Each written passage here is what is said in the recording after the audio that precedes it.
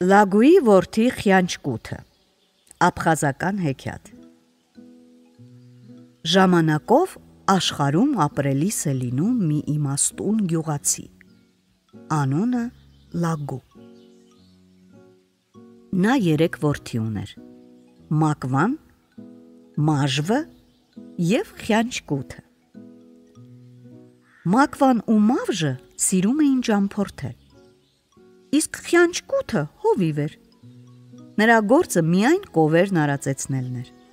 ասենք նրան ուրիշ բան չէին էլ սովորեցրել։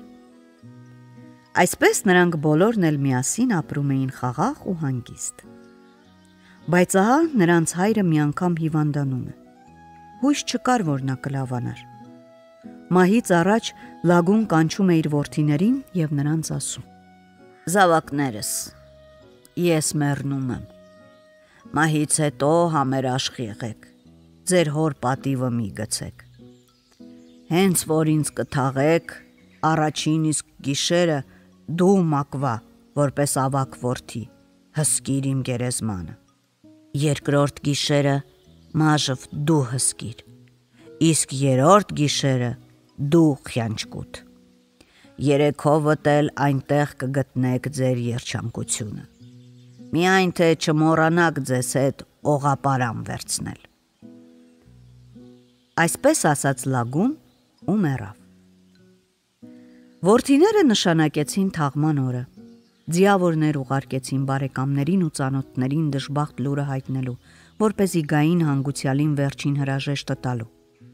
Նրանք պատվով թաղեցին իրենց հորը։ Առաջին գիշերը պետք է հոր գերեզմանը պահպաներ Մակվան, բայց խյանչկութը տեսնում է, որ ավագ եղբայրը չի էլ ուզում գերեզմանոց գնալ։ Մոտենում է նրան ու հարցնում. «Միթե մոռացել ես մեր հոր պատվերը, չես գնա գերեզմանը հսկելու»։ Մակվան նրան պատասխանում է. «Էй խյանչկութ, դու միայն կարող ես կովերը տարածացնել, և դրանից բացի ուրիշ բան ձեռքիցդ չի գալիս։ Մեռնելիս հայրիկը տաքության մեջ զառանցում էր, իսկ միթե դրա համար ես պետք է մի ամբողջ գիշեր տանջվեմ»։ Մակվան նստում է ձին և իբր թե գործով տեղ է գնում, իսկ խյանչկութը վերցնում է օղապարանը և գնում հոր գերեզմանը հսկելու։ Գերեզմանի հյուսիսային կողմում մի մեծ կաղնու ծառ կար։ Խյանչկութը օղապարանը կախում է կաղնուց, իսկ ինքը թաքնվում է մոտակայքում։ Կեսգիշերին կաղնու տակ սև ամպ է իջնում։ Ամպի միջից դուրս է գալիս մի արաջ, սևաթույր ձի, և արշավում է ուղիղ դեպի գերեզմանը։ Բայց հենց այստեղ գլուխն ընկնում է օղապարանի մեջ։ Արաշը հետ ու առաջ է ձգվում, բայց օղապարանից չի կարողանում դուրս գալ։ Հենց որ խյանչկութը մոտենում է, ձին աղաչում է. «Բաց թող ինձ, խոստանում եմ, երբ էլ ինձ կանչելու լինես, անմիջապես կգամ, ես կկատարեմ քո բոլոր ցանկությունները»։ Խյանչկութը բան չի ասում, մոտենում է ու լուռ արձակում է նրան։ Այդ ժամանակ արաշն ասում է. «Շնորհակալ եմ խյանչկութ, եթե որևէ բանի կարիք կունենաս, եկ այս կաղնու մոտ, մտրակով 3 անգամ խփիր ծառին և ձայն տուր, սև արաշ, ես իսկույն կլինեմ քեզ մոտ»։ Ասում է արաշն ու անհետանում։ Երբ բոլորովին լուսանում է, խյանչկութը գալիս է տուն և կովերը տանում է դաշտ արածացնելու։ Երեկոյան եզներն արձակելու ժամանակ նա նախիրը բերում է տուն։ Այդ գիշեր հոր գերեզմանը պետք է միջնեկ եղբայրը, Մաժվը պահպաներ, բայց նա էլ չի գնում, պատճառաբանելով. «Դե ինչի պետք է գնամ գերեզմանը հսկելու, մեր հայրը տաքության մեջ ինչ-որ անորոշ անկապ բաներ փնթփնթաց, դե լավ, ես պիտի գնամ, դե ինչ-որ գործեր ունեմ, ու նա ինչ-որ գործով, մի խոսքով պետք է գնամ»։ Կմկմում է եղբայրը ու նա իբր թե ինչ-որ գործով տեղ է գնում։ Խյանչկութը ոչինչ չի ասում և նորից գնում է հոր գերեզմանը հսկելու։ Օղապարանը նորից կապում է կաղնուց։ Կեսգիշերին կաղնու տակ մի կրականման ամպ է իջնում։ Ամպի միջից մի աշխետ արաշ է դուրս գալիս եւ գնում է դեպի գերեզմանը։ Բայց ճանապարհին գլուխը ընկնում է օղապարանի մեջ։ Նա սկսում է բարձր խրխնջալ, ձգել պարանը, բայց ազատվել չի կարողանում։ Երբ խանչկութը մոտենում է նրան, նա աղաչում է. «Եթե դու բարի մարդ ես, ինձ բաց թող, փոխարենը ես քեզ միշտ հավատարիմ կծառայեմ։ Եթե քեզ վատ բան պատահի, եկ այստեղ, այս կաղնու մոտ, մտրակով 3 անգամ խփիր ծառին ու կանչիր աշխետ արաշ, եւ ես իսկույն քեզ մոտ կլինեմ»։ Խանչկութը հավատում է արաշին, օղապարանը հանում է եւ ազատ արձակում նրան, իսկ ինքը վերադառնում է տուն։ Հետևյալ գիշերը արդեն խանչկութի հերթն էր եւ նա գնում է պահպանելու հոր գերեզմանը։ Օղապարանը կախում է ճյուղից, իսկ ինքը թաքնվում է կաղնու հետևը։ Ահա կես գիշեր է, բայց ոչ մի բան չէր երևում։ Իսկ երբ սկսում է լուսանալ, կաղնու տակ սպիտակ ամպ է իջնում եւ ամպի միջից դուրս է գալիս մի սպիտակ արաշ։ Նա վազում է դեպի գերեզմանը եւ իսկույն էլ ընկնում օղապարանի մեջ։ Երբ խանչկութը մոտենում է նրան, սպիտակ արաշն ասում է. «Բաց թող ինձ, ես կլինեմ քո հավատարիմ ծառան։ Եթե որևէ բանի պետք ունենաս, եկ այստեղ, 3 անգամ մտրակով խփիր ծառին ու կանչիր սպիտակ արաշ, եւ ես իսկույն կհայտնվեմ»։ Խանչկութը բաց է թողնում սպիտակ արաշին եւ վերադառնում է տուն, այնպես որ իբր թե ոչինչ էլ չի պատահել։ Օրերից մի օր այդ երկրում լուր է տարածվում, թե թագավորն իր աղջկան կամուսնացնի այն հմուտ ջիրիդավորի հետ, որն իր ձիով կթռչի մինչև պալատի աշտարակի ծայրը։ Այնտեղ նստելու էր թագավորի աղջիկը,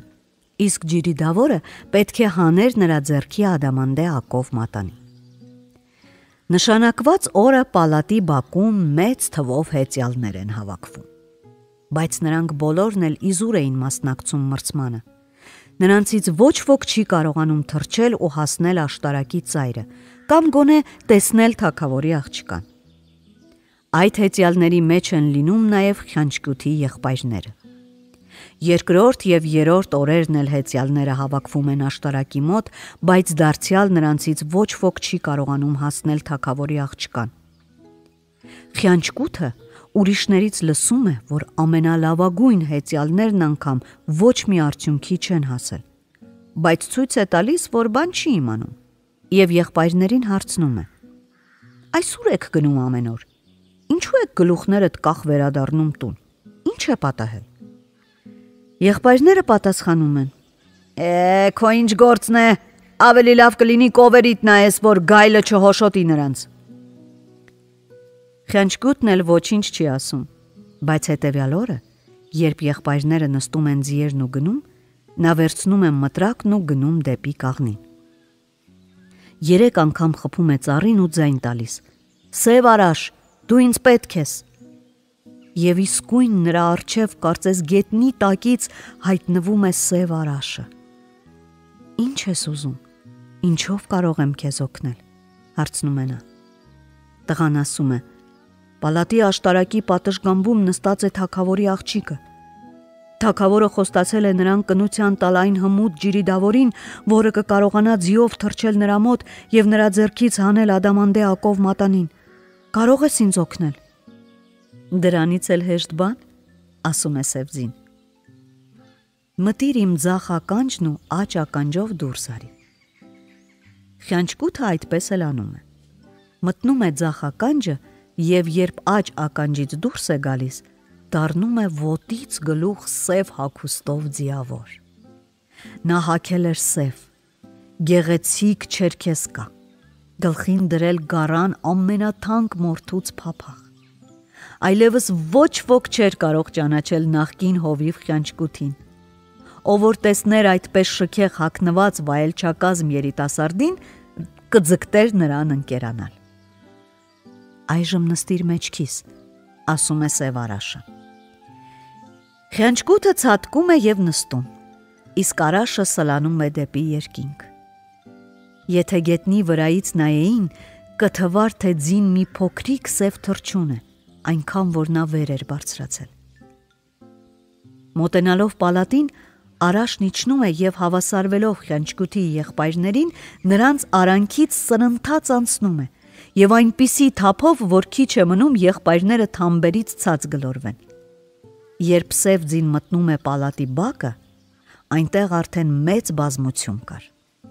Բոլորն էլ ակամա հիանում են այդ չտեսնված հեծյալով։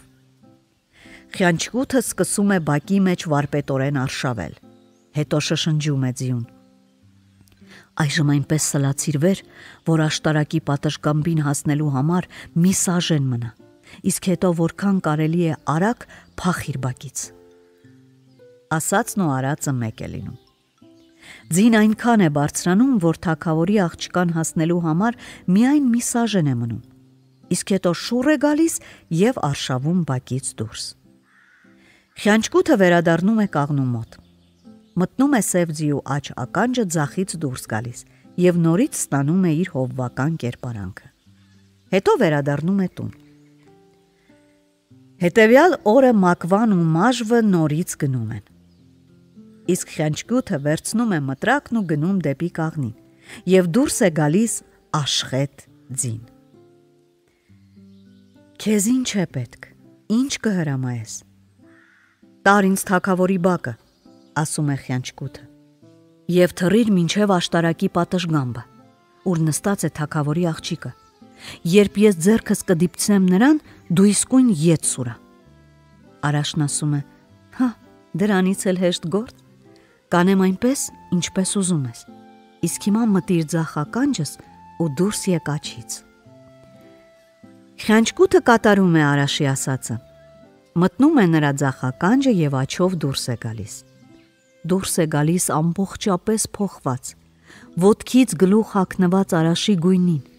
ամեն ինչը կարմիր, ալ կարմիր չերքեսկայով, գառան մորթուց բոցագույն փայլող փափախով։ Խյանչկուտը թռչումը նստում է ձիու վրա եւ արշավում դաշտով մեկ։ Ճանապարհին Խյանչկուտը հասնում է իր եղբայրներին եւ կրակե նետի պես այնպես է սլանում նրանց արանքից, որ եղբայրները ճչալով փախչում են այս ու այն կողմ։ Խյանչկուտը հայտնվում է պալատի բակում եւ սկսում է նորից արշավել։ 3 անգամ անցնում է բակով եւ բոլորին զարմացնում է իր ձիավարության արվեստով։ Արաշը նրան հարցնում է. «Էլ ինչ անենք»։ Խյանչկուտի հրամանով ձին այնպես է վեր բարձրանում, որ թագավորի աղջկա ձեռքը կարող էր հասնել հեծյալին։ Թագավորի աղջիկը փորձում է մատանիով ձեռքը պարզել, իսկ Խյանչկուտը շուռ է տալիս ձիու գլուխն ու սրընթաց անհետանում։ Հետևյալ օրը Մակվան ու Մաժվը նորից են գնում մրցման, իսկ Խյանչկուտը նախիրը քշում է արոտ։ Երբ արևը բավական բարձրանում է, նա գնում է դեպի կաղնին եւ այս անգամ դուրս է կանչում Սպիտակ Արաշի։ Սպիտակ Արաշը հայտնվում է ու հարցնում. «Ինչ ես ուզում, ինչ կհրամայես»։ Խյանչկուտը ձիուն պատմում է, թե ինչ է ուզում։ Սպիտակ ձին լսելով նրան ասում է. «Լավ, մտիր ձախ ականջս ու աչից դուրս եկ»։ Ինչպես որ Սպիտակ ձին հրամայում է, Խյանչկուտն այդպես էլ անում է։ Եվ ձիու ականջից դուրս է գալիս ոտքից գլուխ սպիտակ հագած։ Նրա գլխի փափախը փայլում էր ինչպես լեռան ձյունը, իսկ չերկեսկան պանրից էլ սպիտակ էր։ Խյանչկուտը թռչում է ձիու մեջքին եւ սլանում սպիտակ ամպի նման։ Երբ նա հասնում է եղբայրներին, նրանք զարմանքից քար են կտրում եւ չեն կարողանում նույնիսկ իրար հետ խոսել։ Խյանչկուտը սուրում է դեպի պալատի բակը, ցույց է տալիս իր ճարպկությունը ձիարշավում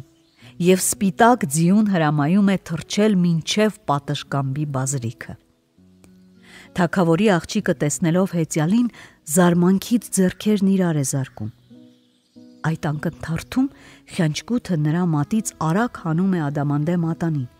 Ահա թե ինչպիսին էր Խյանչկուտը։ Բարձրանում է ուրախության աղմուկ, լսվում են ծափեր, ճիչեր, բոլորն էլ շնորհավորում են թագավորին այդպիսի ընտիր փեսացու գտնելու համար։ բայց անցնում է 1 ամիս, փեսացուն հարսի հետևից չի գալիս։ Թագավորը մտատանջությունից չգիտեր ինչ աներ։ Վերջապես նա աղջկա մոտ մարդ է ուղարկում և հրամայում է հարցնել նրան. Փեսացուն ինչ ասաց, երբ է լինելու հարսանիքը։ Թագավորի աղջիկը պատասխանում է. Ձիավորը հարսանիքի մասին ոչինչ չասաց, իր անունն էլ ինձ չասաց, չասաց ով է և որտեղ է ապրում, բայց եթե ես նրան տեսնեմ, իսկույն կճանաչեմ։ Հավաքիր քո թագավորության մեջ եղած բոլոր ջրիդավորներին։ Թագավորն այդպես էլ անում է։ Հավաքում է իր տերության բոլոր ջրիդավորներին և շարք է կանգնեցնում։ Թագավորի աղջիկը 2 անգամ անցնում է նրանց մոտից, բայց և այնպես նրանց մեջ չի տեսնում իր փեսացուին։ Այդ ժամանակ թագավորը որոշում է հավաքել բոլոր պատանիներին, ինչ կոչման և զբաղմունքի տերը լինեին նրանք։ Պալատի բակն է գալիս նաև խյանչկյութը։ Իր հին քրքրված յափնջիով կանգնում է բոլորի վերջում։ Թագավորի աղջիկն անցնում է նրանց առջևից և սկսում է փնտրել իր փեսացուին։ Վերջապես նա մոտենում է խյանչկյութին, և երբ նա ուղղում է իր յափնջին, թագավորի աղջիկը նրա մատին տեսնում է իր ադամանդե ակով մատանին։ Աղջիկը նրա ձեռքից բռնելով տանում է հոր մոտ ու ասում. Ահա իմ նշանածը, ահա քո փեսացուն։ Փեսան թագավորին դուր չի գալիս։ Նա չէր ցանկանա, որ իր փեսան հասարակ հովիվ լինի, բայց ինչ կարող էր անել։ Ինչպիսին էլ որ լիներ փեսան, աղջկան պետք է տար նրան։ Թագավորը սրտապնդվելով աղջկան տալիս է խյանչկութին և ուղարկում է գողթիկում ապրելու։ Հովվին ինչպես կարելի էր պալատ թողնել։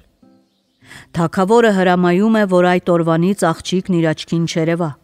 և ինքը նրան մեռած է համարում։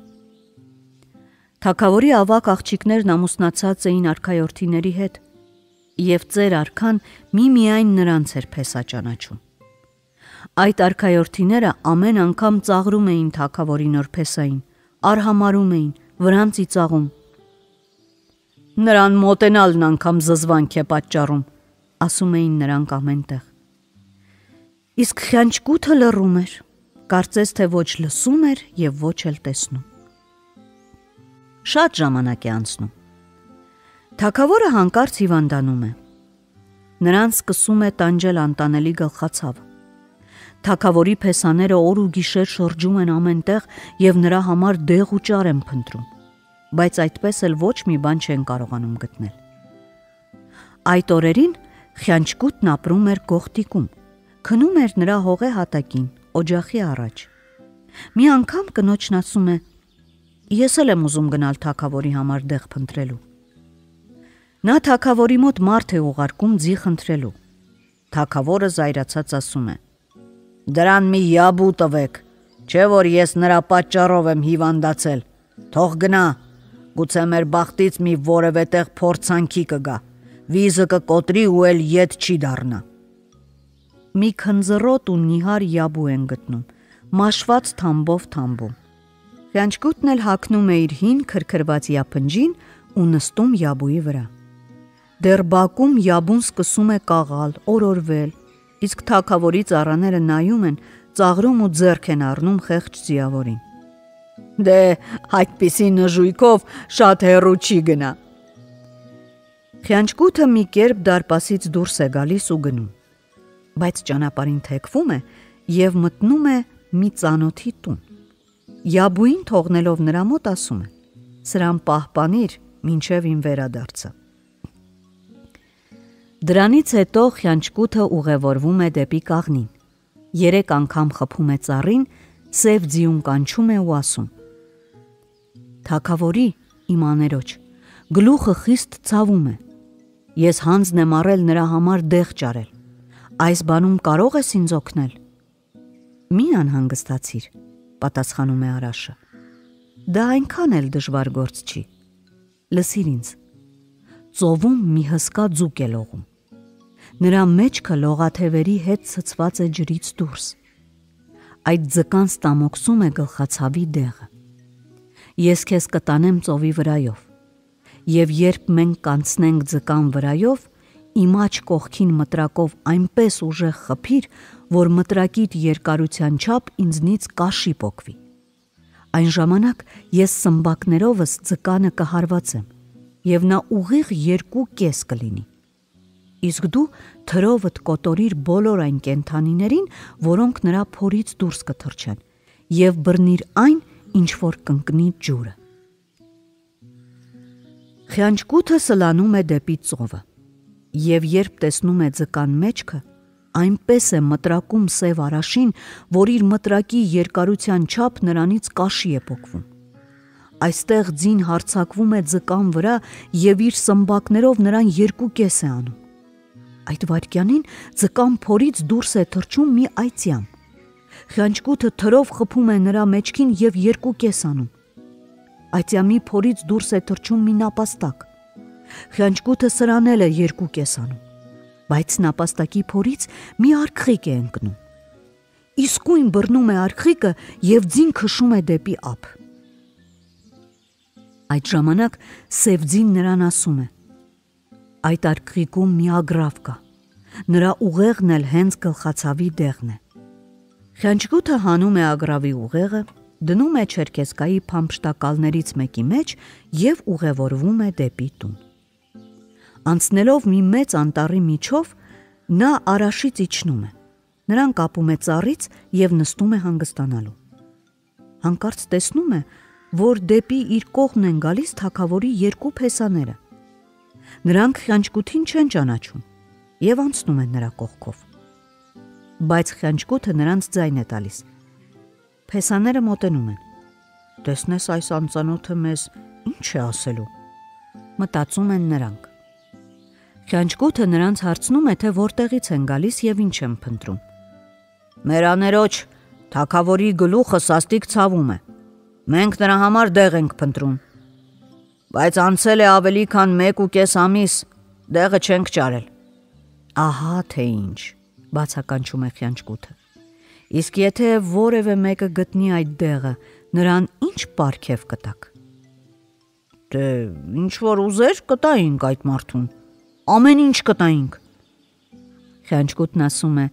ես ձեզ կտամ այդ դեղը, իսկ փոխարենը դուք պետք է կտրեք ձեր ցուցամատերը եւ տաք ինձ։ Ահա, սիրով կտանք, գոչում են թագավորի փեսաները։ Նրանք երկուսն էլ այնպես էին ցանկանում թագավորին ծառայել, որ նույնիսկ առանց մտածելու կտրում են իրենց մատները եւ տալիս են տղային։ Խյանչկութը պարկուճից հանում է ագրավի ուղեղը եւ տալիս է թագավորի փեսաներին։ Վերցնելով ագրավի ուղեղը, ուրախ ու գոհ նրանք վերադառնում են թագավորի մոտ եւ այդ դեղը քսում նրա գլխին։ Ցավն իսկույն անցնում է, ոնց որ դանակով կտրե։ Խյանչկութը սև արաշին բաց է թողնում։ Գնում վերցնում է իր յաբուն, նստում է ու գոհ գնում պալատի բակը։ Թագավորին հայտնում են, որ կրտսեր փեսանել է վերադարձել, բայց դատարկաձեռն։ Ափսոս, որ ետ է եկել, ցավով ասում է արքան։ Լավ կլիներ, որ բոլորովին կորչեր։ Շատ չանցած թագավորը սկսում է տանջվել մեջքի ցավից։ Ցավը նրան այնպես է կուչ բերում, որ չի կարողանում անկողնուց վեր կենալ։ Շարժվել չի կարողանում եւ այդպես պառկած տնքում է։ Փեսաները նորից գնում են դեղ փնտրելու։ Խյանչկութը նորից թագավորի մոտ մարդ է ուղարկում ձի խնդրելու։ Այս անգամ թագավորն ավելի խիստ է զայրանում։ Այ դժոխքի բաժին դառնա այդ անպետքը, ես նրա պատճառով եմ հիվանդացել, իսկ նա դեռ ձանձրացնում է ինձ իր խնդրանքներով։ Մի քնձռոտ յաբու տվեք նրան, գուցե այս անգամ մի որևէ տեղ իզով թոզով կորչի։ Խյանչկութին մի յաբու են տալիս։ Նստելով այդ ձին, նա պալատի բակից դուրս է գալիս։ Հասնում է իր ծանոթին, ձին թողնում է նրա մոտ, ապա կանչում Աշխետ արաշին եւ ասում նրան իր ցանկությունը։ Այդքան էլ դժվար չէ, ասում է արաշը։ 7 սարի ետևում ձորի մեջ մի մեծ արջ կա։ Նա արդեն 500 տարեկան է։ Նրա ոսկորների ծուծը հենց թագավորի մեջքի ցավի դեղն է։ Ես քեզ կտանեմ այդ ձորը։ Երբ կհասնեմ այնտեղ, դու մտրակով այնպես հարվածիր, որ մտրակի երկարության չափ ինձնից կաշի պոկվի։ Այն ժամանակ ամեն ինչ հաջող կլինի։ Աշխետ Արաշն ասում է ու սուրում։ Շուտով նրանք հասնում են ձորը։ Խյանչկութը ամբողջ ուժով մտրակում է։ Աշխետ Արաշը վեր է թռչում և սմբակով հարվածելով արջին ջարդ ու խուրդ է անում նրան։ Խյանչկութը վերցնում է ոսկորների ծուծը, իսկ Արաշը նրան դուրս է բերում ձորից ու սլանում անտառի միջով։ Նույն այն տեղում Խյանչկութը հանդիպում է թագավորի փեսաներին։ Նրանք դարձյալ իրեն չեն ճանաչում։ Խյանչկութը նրանց հարցնում է, թե ուր և ինչ գործով են գնում։ Մեր աներոջ, թագավորի մեջքը սաստիկ ցավում է, մենք դուրս ենք եկել նրա համար դեղ ճարելու և դրա համար ոչինչ չենք խնայի, պատասխանում են նրանք։ Ես այդպիսի դեղ ունեմ, ասում է Խյանչկութը, բայց դրա համար ոչ փող եմ ուզում, ոչ էլ անասուն։ Կտրեք և ինձ տվեք ձեր ճկույթները, և դուք կստանաք դեղը։ Փեսաները շատ էին ցանկանում թագավորին ծառայել։ Դրա համար էլ հոժարակամ կտրում են իրենց ճկույթները և տալիս են տղային։ Վերցնելով դեղը, նրանք ճանապարհվում են դեպի պալատ։ Հենց որ յուղը քսում են թագավորի մեջքին, նա իսկույն լավանում է։ Նրանց ետևից պալատ է վերադառնում նաև Խյանչկութը։ Մարդիկ հազիվ էին նկատել նրան ձիով վերադառնալիս, երբ թագավորին իսկույն հայտնում են, որ Խյանչկութը ողջ ու անվնաս վերադարձել է։ Իհարկե կվերադառնար, ուր պիտի կորչեր, սրտնեղած փնթփնթում է արքան։ Խյանչկութը գնում է իր գողտիկն ու նստում օջախի մոտ։ Թագավորի աղջիկը, նրա կինը, գիտեր, որ արքան իր ամուսնուն տանել չի կարողանում, բայց կռահում էր, որ ամուսինն այդքան էլ միամիտ մարդ չէ, ինչպես կարծում էին բոլորը։ Շուտով թագավորը նորից է հիվանդանում։ Այս անգամ էլ փորն էր ցավում։ Թագավորը չէր կարողանում ոչ ուտել, ոչ խմել և ոչ էլ պառկել։ Ցավից գալարվում էր ու գոռում։ Փեսաները թռչում, նստում են ձիերն ու նորից գնում են դեղ ճարելու։ Բայց որտեղից պիտի գտնեին դեղը, այ դա չգիտեին։ Թագավորի հիվանդության մասին իմանում է նաև Խյանչկութը։ Նա որոշում է գտնել թագավորի հիվանդության դեղն ու նորից խնդրում է, որ իրեն ձի տան։ Այս անգամ թագավորն ավելի սաստիկ է զայրանում։ Մահու չափ նա ինձ ձանձրացրեց, չէ որ ես նրա պատճառով եմ տանջվում։ Ոչ մի ձի չտաք, ինչով ուզում է թող գնա։ Թագավորի ծառաներն այդպես էլ անում են։ Այդ ժամանակ Խյանչկութը հագնում է իր հին մաշված յափնջին ու ոտքով ճամփա ընկնում։ Հասնում է կաղնու ծառին, 3 անգամ մտրակով խփում է ծառին ու կանչում սպիտակ Արաշին։ Ինչով կարող եմ քեզ ծառայել, հարցնում է Արաշը։ Իմ աներոջ, թագավորի փորը ցավում է, ես հանձն եմ առել նրա համար դեղ ճարել, ասում է Խյանչկութը։ Դա այդքան էլ դժվար չէ, պատասխանում է սպիտակ Արաշը։ 9 սարի ետևում արածում է մի էգ եղջերու, միայն նրա կաթով կարելի է բուժել արքային։ Երբ ես 9-րդ սարը կանցնեմ, մտրակով ինձ այնպես խփիր, որ մտրակի երկարության չափ ինձնից կաշի պոկվի։ Թռչելիս ես եղջերուին վայր կգցեմ, իսկ դու աշխատիր կթել նրան։ Խյանչկութը նստում է սպիտակ Արաշն ու նրանք առաջ են սլանում։ Սպիտակ Արաշը այնքան արագ էր սլանում, որ Խյանչկութի աչքերի առջև ամեն ինչ փայլատակում էր։ Այսպես ձին թռչում է 8 սարերի վրայով։ Երբ նա անցնում է 9-րդ սարի վրայով, Խյանչկութը ցածում մարգագետնի վրա նկատում է մի մեծ եղջերու իր ձագերի հետ։ Այստեղ նա ամբողջ ուժով մտրակում է արշավող ձիուն։ Սպիտակ ձին իջնում է մարգագետնի վրա և ամբողջ ուժով գետին է գլորում եղջերուին։ Մինչև եղջերուն ուշքի կգար, Խյանչկութը չերկեսկայի կրծքից հանում է պարկուճն ու նրա մեջ կաթ կթում։ Դրանից հետո վերադառնում է։ Ճանապարհին նորից հանդիպում է թագավորի փեսաներին, որոնք շատ տխուր էին իրենց անհաջող որոնումների համար։ Բայց այս անգամ Խյանչկութը նրանց ուրիշ պայման է առաջարկում։ Բարձրացրեք ձեր շապիկները եւ դուք դեղը կստանաք, ասում է նա։ Թագավորի փեսաները մի փոքր տատանվելուց հետո բարձրացնում են շապիկները։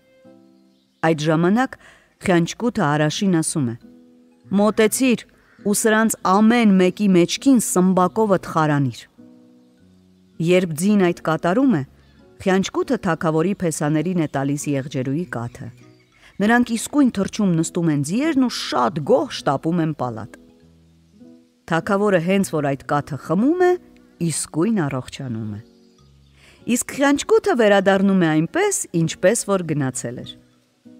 Երբ թագավորն իմանում է, որ նա վերադարձել է անվնաս ու առողջ,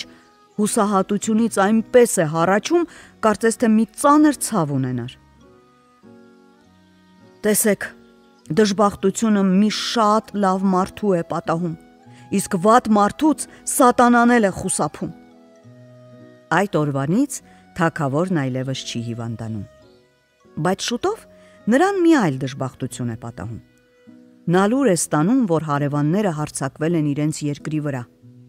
Թագավորը մեծ ու հզոր բանակ ուներ, բայց չնայած դրան նա պարտություն է կրում եւ սկսում է նահանջել։ Երբ այդ մասին խյանչկութը լսում է, գնում կանչում է Սև Արաշին, թռչում նստում է վրան, դառնում է մի ջիրիդավոր եւ արիաբար հարձակվում թշնամու վրա։ Նա այնպես հմտորեն ու քաջաբար է կռվում, որ ամբողջ զորքը հրապուրվում ու գնում է նրա ետևից, եւ թշնամին սկսում է երերալ ու նահանջել։ Ճակատամարտում խյանչկութը ձեռքից վիրավորվում է։ Թագավորը նկատում է այդ եւ իր թաշկինակով կապում է նրա վերքը։ Դրանից հետո թագավորը հաղթանակից գոհ վերադառնում է պալատ։ Խյանչկութն էլ է վերադառնում տուն եւ պառկում է հանգստանալու։ Բայց որպեսզի կինը չնկատի, որ ինքը վիրավոր է, թևը դնում է գլխատակը։ Հետևյալ օրը թագավորը հավաքում է իր իշխանության տակ գտնվող ամբողջ ժողովրդին եւ սկսում է հարցուփորձ անել։ Ո՞վ էր այն հերոսը, որ ջարդեց թշնամուն։ Չգիտենք, տեր, պատասխանում են մարդիկ։ Ես պետք է այդ հերոսին պարգևատրեմ, ասում է թագավորը, բայց նրան չեմ ճանաչում։ Միայն գիտեմ, որ իմ թաշկինակով է կապված նրա վերքը։ Բոլորդ ձեռքներդ վեր բարձրացրեք եւ ինձ ցույց տվեք։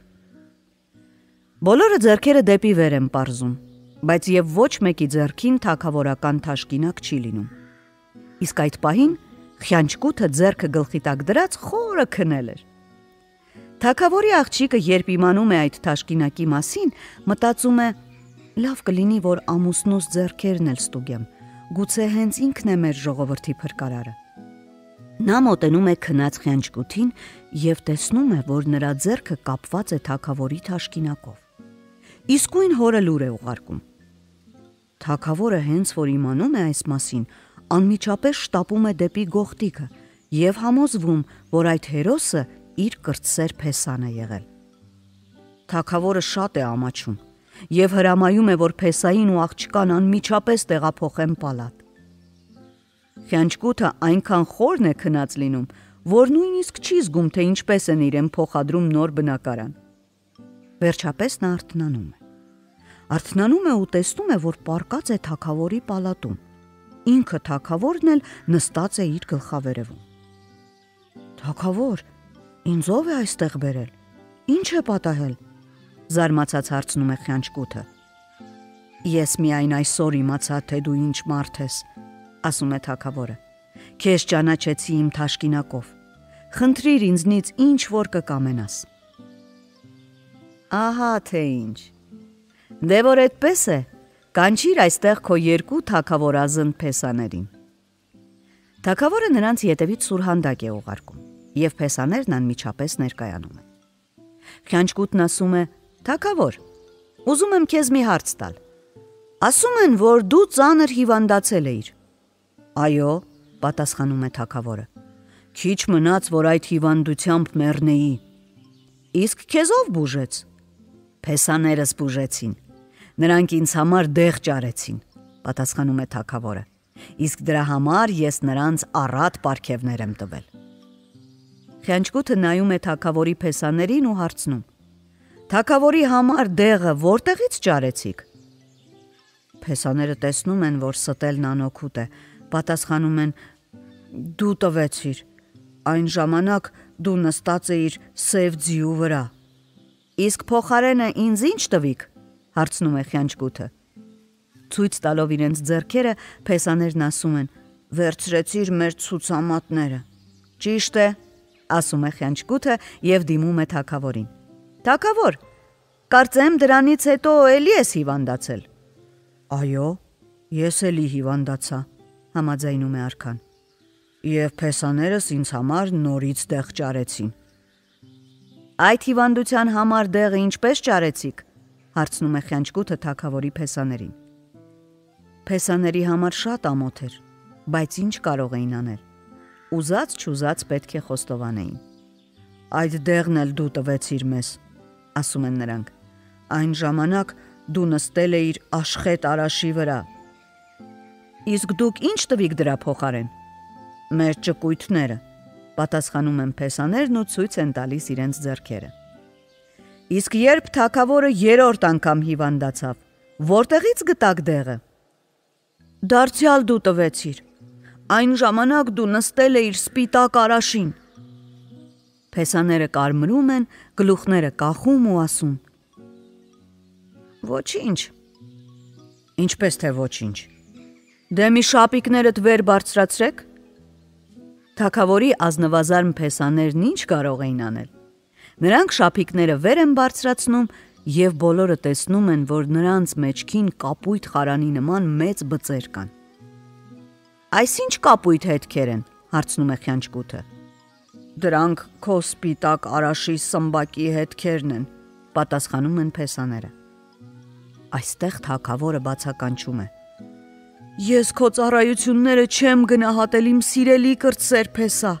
ներիր ինձ, դու արժանի ես թագավոր լինելու։ Եթե ուզում ես, հենց հիմա էլ թագավորությունս քեզ կտամ»։ Իսկ խյանչկութն ասում է. «Այժմ կանչեք այստեղ եղբայրներիս»։ Ծառաները վազում բերում են խյանչկութի եղբայրներին ու կանգնեցնում նրա դիմաց։ Խյանչկութը նրանց ասում է. «Դե եղբայրներ, դուք ձեզ միշտ հաշվում էիք շատ խելացի մարդիկ, իսկ ինձ հիմար, ու մեր հանգուցյալ հոր վերջին խոսքերը համարեցիք անմիտ։ Նրա ետմահու կտակը չցանկացաք կատարել, եւ դուք կորցրիք ձեր երջանկությունը։ Մակվա, սև արաշը քո երջանկությունն էր, աշխետը մաժվի քո,